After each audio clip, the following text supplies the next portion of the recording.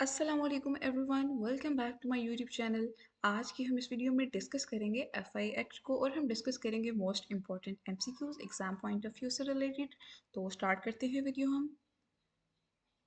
सबसे पहले हमारे पास ये भी क्वेश्चन बन सकता है कि टोटल सेक्शन कितने हैं एफआई एक्ट में। तो टोटल सेक्शन है 10। सेक्शन नंबर 1 है हमारे पास a short title extent and the commencement. This act may be called the Federal Investigation Agency Act 1974. इस एक्ट को कहा जाता है Federal Investigation Agency Act 1974। हमारे पास एक और क्वेश्चन भी बन सकता है कि ये एक्ट अप्रूव या फिर इम्प्लीमेंट कब हुआ था। 13 जनवरी 1975। ये एक्ट एप्लीकेबल है पूरे पाकिस्तान पर। इस पे मौजूद हर सिटीज़न, चाहे वो एक आम सिटीज़न है या फिर पब्लिक सर्वेंट है। सब सेक्शन 3 है हमारे पास, it shall come into the force at once, यानी फौरी तौर पर ये लागू हो गया था। सेक्शन 2 डील करता है डेफिनेशंस को। तो स्टार्ट करते हैं। इसमें टोटल 8 डेफिनेशंस हैं, तो आपने तमाम की तमाम डेफिनेशंस को ध्यान से सुनना है और समझना है, क्योंकि इससे भी सवालात बन सकते हैं। फर्स्ट है हमारे पास एजेंसी। जब भी एक्ट में एजेंसी की बात होगी, इससे मुराद है फेडरल इन्वेस्टिगेशन एजेंसी यानी एफआईए। अगली डेफिनेशन है हमारे पास कोड। कोड से मुराद है code of the criminal procedure 1898 यानी सीआरपीसी। आपने डेट्स को याद रखना है। Code of criminal procedure 1898। Next है director general. Director general mean director general of the agency, यानी एफआईए का ही डायरेक्टर होगा, किसी और ऑर्गेनाइजेशन का डायरेक्टर जनरल नहीं होगा। जब भी एक्ट में बात की जाएगी डायरेक्टर जनरल की, तो इससे मुराद ये है कि डीजी ऑफ द एजेंसी यानी एफआईए का डीजी। नेक्स्ट है हमारे पास provincial police. Provincial police means the police constituted by the provincial government under the Act police act 1861 यानी पुलिस एक्ट 1861 के तहत। नेक्स्ट है public servant. means a public servant as defined in section 21 of the Pakistan Penal Code 1860। ये भी question बन सकता है कि पब्लिक सर्वेंट कौन सा होगा इस एक्ट में, या फिर किस में डिफाइन किया गया है। ये सेक्शन 21 में डिफाइन किया गया है पाकिस्तान पेनल कोड में। और इसमें कौन कौन से लोग शामिल होंगे? Employees of any corporation or other body or the organization that is set up, controlled या फिर administered by the federal government. Next है हमारे पास special police. Means the Pakistan special police establishment constituted under the Pakistan special police establishment ordinance 1948। याद रहे कि special police की जो ऑर्गेनाइजेशन है या डिपार्टमेंट था वो ख़त्म हो चुका है अब। नेक्स्ट है हमारे पास specified person. Specified person means the person who were appointed to post in or under a provincial police in pursuance of the article 3 of the special police and the provincial police, यानी वो शख्स जो कि provincial police में था या फिर special police provincial police में अपॉइंट हुआ था, उस उन सबको अमेलगेशन के बाद ऑर्डर 1962 में अमेलगेशन होगी दोनों की, और उस शख्स को क्या कहा जाएगा जो कि उसका पार्ट था स्पेसिफाइड पर्सन। लास्ट डेफिनेशन है हमारे पास रूल्स। रूल से मुराद जो भी कानून बनाया गया है इस एक्ट के तहत वो होगा rule of the FIA. Section 3 हमारे पास आता है कॉन्स्टिट्यूशन ऑफ द एजेंसी।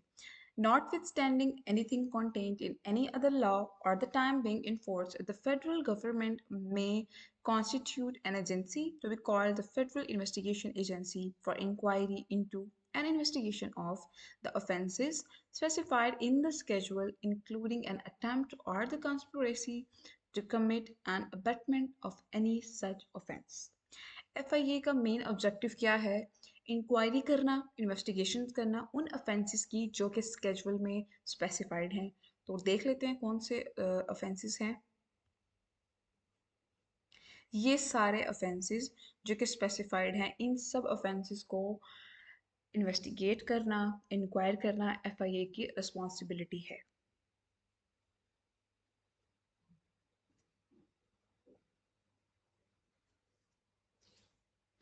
और अगर किसी शख्स ने अटेम्प्ट किया है या कॉन्स्पिरेसी की है या फिर किसी की मदद की है यानी अबेटमेंट की है किसी भी ऑफेंस में, तो एफआईए उसकी भी कार्रवाई करेगी।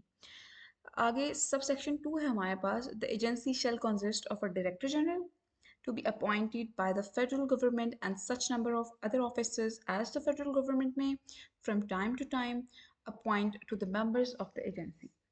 यानी कि डीजी को अपॉइंट कौन करता है? फेडरल गवर्नमेंट, और कोई भी ऑफिसर अगर उनको लगेगा कि ज़रूरत है तो खुद एजेंसी। नेक्स्ट सेक्शन है हमारे पास section number 4, superintendents and the administration of the agency. यानी कि सुपरिटेंडेंट्स होगी फेडरल गवर्नमेंट की और एडमिनिस्ट्रेशन ऑफ द एजेंसी होगी डायरेक्टर जनरल की, जिसके पास सेम पावर्स होंगी जैसे कि inspector general of the police यानी आईजी की होती हैं under the police act 1861 as may prescribe by the rules. हमारे पास section number 5, powers of the members of the agency. Subject to any order which the federal government may make in this behalf, the members of the agency shall, for the purpose of an inquiry or the investigation under this act, have throughout Pakistan such powers, including the powers relating to the search, arrest of a person, and seizure of the property, and such duties, privileges, and the liabilities as the officer of the provincial police have in relation to the investigation of offences under the court or any other law for the time being in force. यानी कि कोई भी member है agency का जो किसी भी case की इंक्वायरी कर रहा है या इन्वेस्टिगेशन कर रहा है, तो उसके पास पावर है कि वो उस पर्सन को अरेस्ट कर सकता है, सर्च कर सकता है, या फिर उसकी प्रॉपर्टी को जो भी है उसकी उसको सीज कर सकता है थ्रू आउट द पाकिस्तान। या फिर अगर कोई शहरी है, पाकिस्तानी शहरी है कि आउट ऑफ कंट्री बैठ कर क्राइम कर रहा है, तो उसको भी अरेस्ट कर सकते हैं, सर्च कर सकते हैं और उसकी प्रॉपर्टी को सीज भी कर सकते हैं। अगला है हमारे पास subject to rules if any a member of the agency not below the rank of the sub inspector may for the purposes of an inquiry or the investigation under this act exercise any of the power of an office in charge of the police station in an area in which he is for the time being, and when exercising such power shall be deemed to be an officer in charge of a police station, discharging his functions as such within the limits of his station.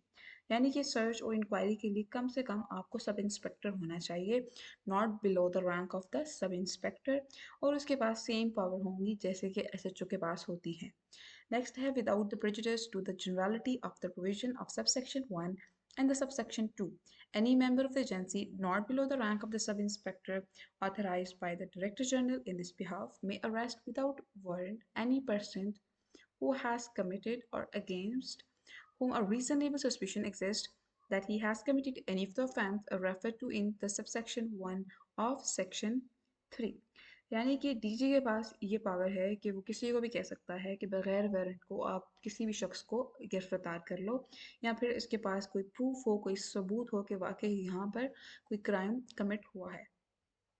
Next, for the purpose of the exercise by the members of the agency of the power of an officer in charge of the police station में क्या include होगा? Any place declared generally or specifically by the federal government to a police station within the meaning of the code.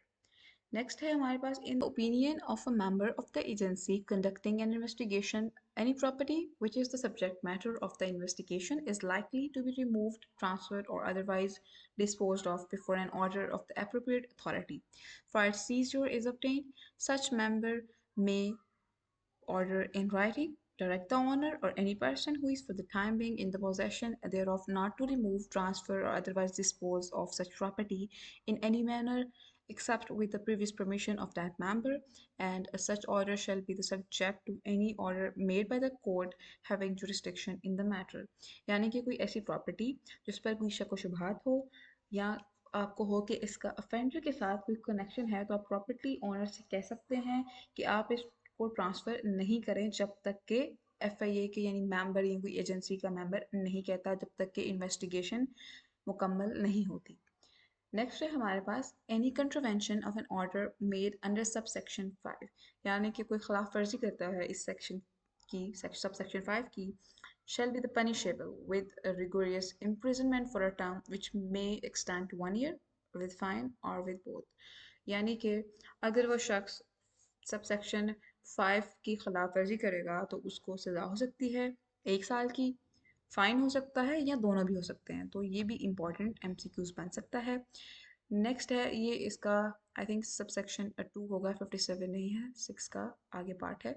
Certain officers of the agency deem to be the public prosecutor notwithstanding anything contained in any order law for the time being in force the assistant director legal and the deputy director legal of the agency shall be deemed for the public prosecutor यानी FIA में assistant director legal और deputy director law of the agency prosecutor होंगे ठीक है and shall be the competent to institute and conduct any proceeding in cases sent up for the trial of the agency in the special court constituted under any law and the courts subordinate to the high court. Next है हमारे पास power to amend the schedule यानी किसके पास power है कि वो schedule को चेंज कर सकता है फेडरल गवर्नमेंट में by the notification in the official gazette amend the schedule so as to add any thereof or to modify or omit any entry therein यानी कि द फेडरल गवर्नमेंट जो है उसके पास पावर है कि वो रिमूव भी कर सकती है किसी चीज़ को ऐड भी कर सकती है स्केड्यूल में और करेगी कैसे ऑफिशियल गेजेट जो है उसके थ्रू नेक्स्ट है delegation of powers the director general may by order in writing direct that all or any of his power under this act or the rules shall subject to such conditions if any as may be specified in the order be exercisable also by any member of the agency so specified यानी कि director general जो है वो अपनी power आगे transfer कर सकता है ठीक है रिटर्न में करेगा अपनी पावर को ट्रांसफ़र किस किस को कर सकता है डायरेक्टर जनरल अपनी पावर ट्रांसफ़र कर सकता है एडिशनल डीजी को डिप्टी डीजी को भी कर सकता है असिस्टेंट डायरेक्टर को भी कर सकता है और इंस्पेक्टर को भी कर सकता है नेक्स्ट है हमारे पास इंडेमनिटी नो सूट प्रोसिक्यूशन और other legal proceeding shall lie against the federal government, any member of the agency, or any other person exercising any power or performing any function under this act or rules for anything which is in good faith done or intending to be done under this act or the rule. यानी कोई भी शख्स या agency का बंदा हो सकता है इस एक्ट के थ्रू काम कर रहा है इन अ गुड फेथ राइट इसके खिलाफ कोई भी लीगल प्रोसीडिंग नहीं हो सकती नेक्स्ट है हमारे पास section number 9 power to make rules किसके पास पावर है कि वो रूल्स को बना सकता है द फेडरल गवर्नमेंट में by the notification in the official gazette make rules for carrying out the purposes of this act जैसे कि हमने ऊपर डिस्कस किया कि फेडरल गवर्नमेंट खुद रूल्स बनाएगी और नोटिफिकेशन किस में करेगी ऑफिशियल गैजेट में in particular, and without prejudice to the generality of the foregoing powers, such rules may provide for all of any of the following matters, namely, the term and the condition of the service of DG and other members of the agency and the qualification of for recruitment to various posts. मतलब क्या purpose होगा क्या काम करेंगे क्या qualification होगी DG की या उसके नीचे जितने भी मेंबर्स होंगे वो सब ये खुद स्पेसिफाई करेंगे नेक्स्ट है हमारे पास the functions of the powers of agency in relation to the conduct of inquiries and investigation यानी किसी भी केस की जो भी इंक्वायरी होगी इन्वेस्टिगेशन होगी वो किस तरह की जाएगी उसकी मेंबर्स की पावर्स क्या होगी फंक्शंस क्या होंगे वो खुद जो है एजेंसी वो खुद स्पेसिफाई करेगी Next, the nature and extent of the assistance with agency may provide to provincial investigation agency. Provincial investigation agency यानी प्रोविंस की कोई भी एजेंसी है उसको असिस्टेंस दे सकती है और ले भी सकती है नेक्स्ट है हमारे पास the powers of the inspector general of the police under the police act 1861 which shall be exercisable by the director general.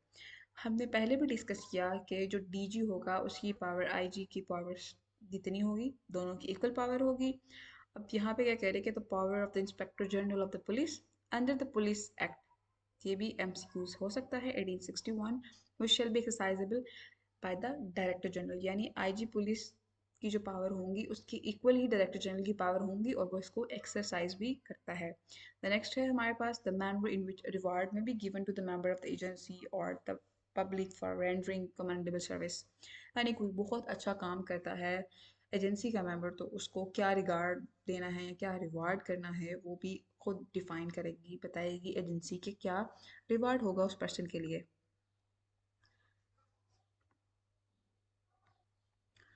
Last section है हमारे पास section number 10 which is repeal the Pakistan special police establishment ordinance 1948 and the special police and the provincial police amalgamation order 1962 hereinafter refer to the respectively as said ordinance and said order as hereby repealed यानी कि ये दोनों जो act हैं हमारे पास special police and the Pakistan special police establishment जो कि 1948 का है। मैंने पहले भी जब हमने स्टार्ट में डेफिनेशंस को डिस्कस किया बताया था कि ये ख़त्म हो चुका है, और स्पेशल पुलिस, प्रोविंशियल पुलिस ये भी ख़त्म हो चुके हैं, अब ये लागू नहीं है, अब इनकी जगह पे FIA एक्ट लागू है। Upon the repeal of the said ordinance, all persons who were the members of the special police immediately before such repeal, including the specified person, shall stand transferred to the agency and shall subject to the subsection of 5 be entitled to the same terms and condition to which they were entitled immediately before such repeal। यानी कि जो भी person members थे special police के, उनको same वही post दी जाएगी जो उनको वहाँ पर दी गई थी स्पेशल पुलिस में। नेक्स्ट है हमारे पास any inquiry investigation pending with the special police immediately before such repeal shall continue to be conducted by the agency. यानी कि स्पेशल पुलिस डिपार्टमेंट में जारी थी कोई इंक्वायरी या इन्वेस्टिगेशन, कोई पेंडिंग केस था, तो एजेंसी इसको कंटिन्यू करेगी। नेक्स्ट है हमारे पास notwithstanding to repeal of the said order but subject to subsection 4, every specified person shall continue to be appointed or under the provincial police in an order under which was holding a post immediately before the commencement of this act। Same वही बात के अगर कोई special police में था या फिर दूसरे डिपार्टमेंट में था प्रोविंशियल पुलिस में, तो उनको सेम पोस्ट दी जाएगी। यहाँ पर अगर वहाँ पर कोई इंस्पेक्टर था तो सेम इंस्पेक्टर की पोस्ट उसको FIA में दी जाएगी। On the recommendation of the Director General and with the conference of the provincial government concerned, the federal government may direct that such of the specified person referred into subsection 3, यानी कि जो director general या federal government जो है वो खुद भी refer कर सकती है as may within 30 days of the commencement, right? 30 days of the commencement time period है। express their willingness to serve in or under the agency shall be appointed to post or under the agency। यानी कि वो specified person जो है वो उसके पास 30 दिन का टाइम होगा कि वो इसको ज्वाइन कर सकता है एजेंसी को, DG भी रेफर कर सकता है, या फिर उसके पास ये भी ऑप्शन होगा कि वो स्पेसिफिकली अपनी ही प्रोविंशियल गवर्नमेंट में सर्व करे। यानी अगर वो पंजाब से है तो वो पंजाब में सर्व करेगा, अगर वो सिंध में है तो सिंध में करेगा, तो ये उसकी विलिंगनेस पे होगा। A specified person referred to in clause A of subsection 2 and a person in respect of the whom a direction is issued under subsection 4 shall upon the repeal of the said ordinance, or as the case may, the issue of sub-direction cease to hold a post or under the provincial police concerned shall be entitled the same terms and condition of the service in which he was entitled before such repeal on the issue of such direction। यानी इसके repeal होने से पहले जो भी उसकी duties थी, responsibilities थी, वो सेम होंगी उस पोस्ट के लिए। अब नेक्स्ट हैं ये सारे स्केड्यूल लॉज हैं जिसमें हमारे पास 225 ए हो गया, 245 होगा, 302 मर्डर का केस हो गया। ये सारे केसेस इनसे रिलेटेड जो भी है FIA डील करता है। फॉरेन एक्सचेंज रिपार्टेशन रेगुलेशन हो गया, Pakistan arms ordinance, banking arms, banking companies, the import and export, तो इसको भी आपने एक दफ़ा देख लेना है। हमारा पूरा एक्ट कंप्लीट हो गया है। Thank you so much for watching my video.